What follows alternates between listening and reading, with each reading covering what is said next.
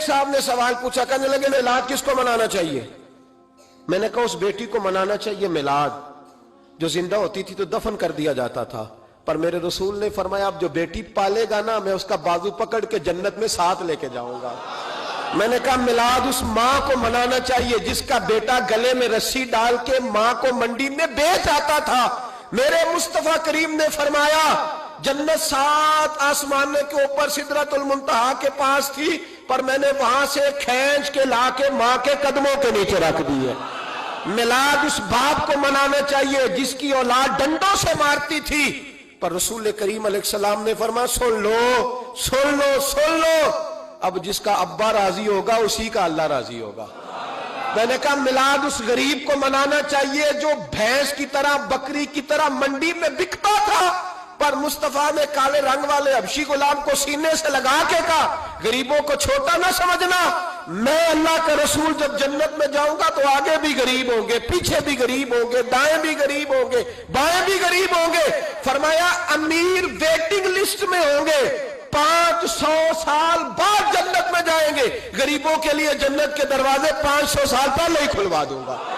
اسے منانا چاہیے، میلاد منانا چاہیے۔ اور میں نے کہا مولوی سن، تجھے پوچھتا کوئی نہ، تیرا ذکر کوئی نہ کرتا، لیکن تو ممبر پہ بیٹھا ہے، تو محمد عربی کے نام کا کھا رہا ہے، تو علی کے نام کا کھا رہا ہے، تو عمر عثمان اور ابو بکر کے نام کا کھا رہا ہے، تو اسنین کا صدقہ کھا رہا ہے۔ تجھے نہ تیری کبھی کسی نے برادری پوچھی، نہ کبھی تیرا کسی نے ایڈریس پوچھا، نہ کبھی کسی نے تیری سند پوچھی، لوگ تیرے نعرے لگاتے ہیں، لوگ تیرے ہاتھ چومتے ہیں، پھر مان جا کہ تجھے صبح بھی میلاد منانا ہے، شام بھی میلاد منانا ہے، اور تجھے یہ کہنا چاہیے خس خس جنہ قدر نہیں میرا ایتے صاحب نو وڈیائیاں میں گلیاں دا روڑا کوڑا، ایتے محل چڑھایا سائیاں، تیرا کام تھا تیری آنکھیں بھیگی رہتی۔ اور اس بوڑھے کو بھی میلاد منانا چاہیے جس کے بارے میں میرے نبی پاک نے فرمایا سفید داڑھی والے کی جس نے عزت کی اس نے تو رب کی عزت کی، اس نے تو رب کی عزت کی میرے بھائی۔ اس مزدور کو بھی میلاد منانا چاہیے جس کے بارے میں نبی پاک نے فرمایا جو اپنے ہاتھوں پہ چھالے ڈال کے مزدوری کرتا ہے میں نے تو اسے رب کریم کا دوست بنا دیا ہے۔ ہر اس طبقے کو میلاد منانا چاہیے جسے میرے رسول نے عزت عطا فرمائی۔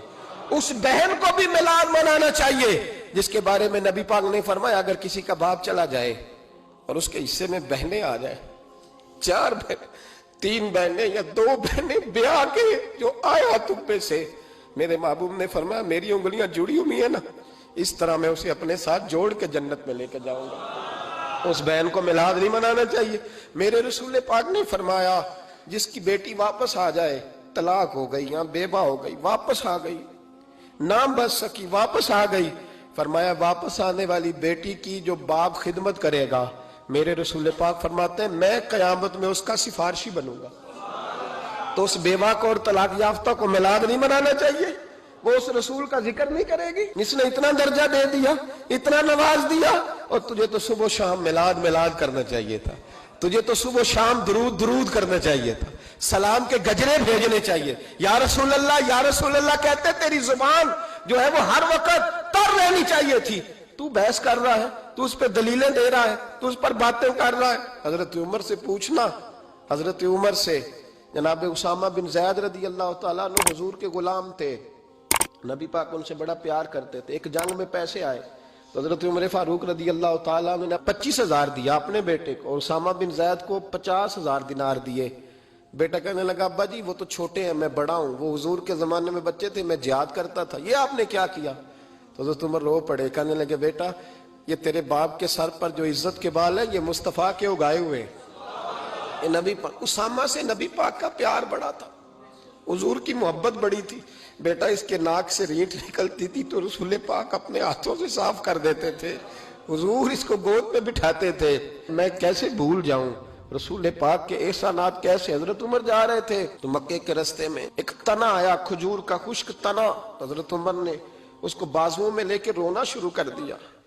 عمر کیا ہوا؟ کہنے لگے یہاں تو میں اونٹ چرایا کرتا تھا، یہاں، اور میرا باپ مجھے مارا کرتا تھا، دیکھو آج عمر نعرہ لگاتا ہے تو کیسر و کسرا کام، او بھائی اصلہ نال جو نیکی کریے، ہاں ہاں ہاں ہاں اصلہ نال जे असला नाल जे नेकी करिए ते वो नस्लां तक नहीं भुल दे, हाँ बेअसला नाल नेकी करिए ते फुल कंडिया नाल तुल दे।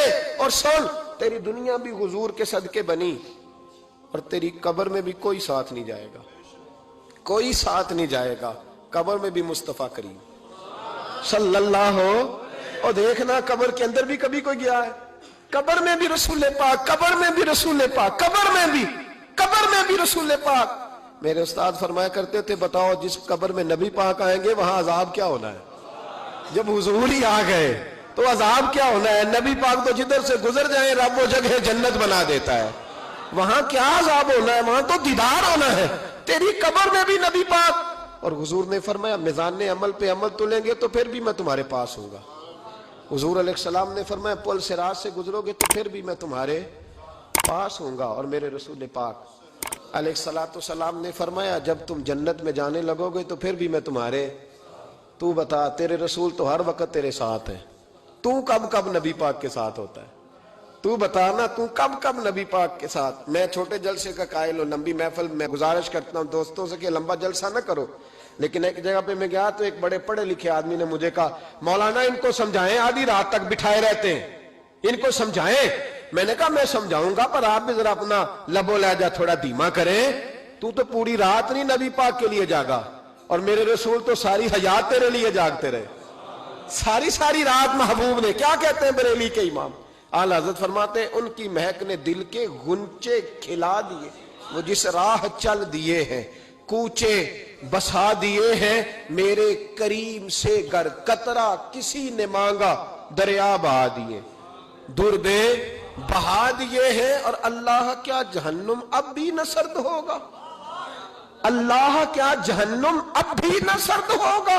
रो रो के मुस्तफा ने दरिया बहा दिए, रो रो के मुस्तफा ने।